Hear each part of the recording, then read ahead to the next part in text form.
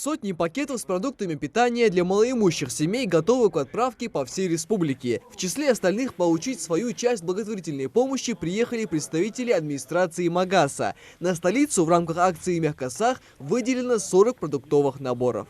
Мы передадим в первую очередь малоимущим гражданам города, инвалидам, одиноким гражданам, детям, оставшимся без попечения родителя, сиротам, полусиротам, а также семьям, оказавшимся в сложной жизненной ситуации.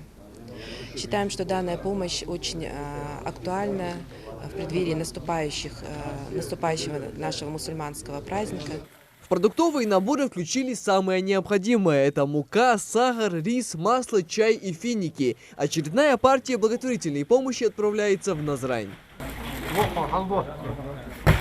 Пакеты и мешки загружены, а далее отправляемся за мясом. В КФХ Ганижев его уже разделили на равные части и расфасовали по пакетам по 5 килограммов. Следующая точка – мэрия Назрани. Отсюда помощь распределяют по адресам. В 4 административных округах ее получат порядка 400 семей. Большой охват нуждающихся в городе.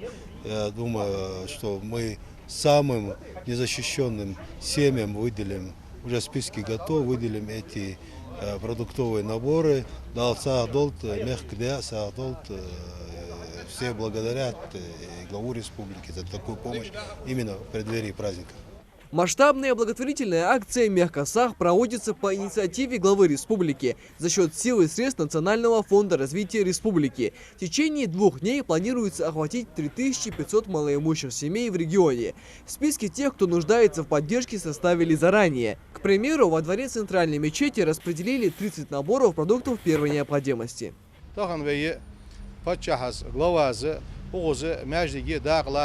Nazani bahşna sadak latyanı yasa deytirağı o barkıl olsun.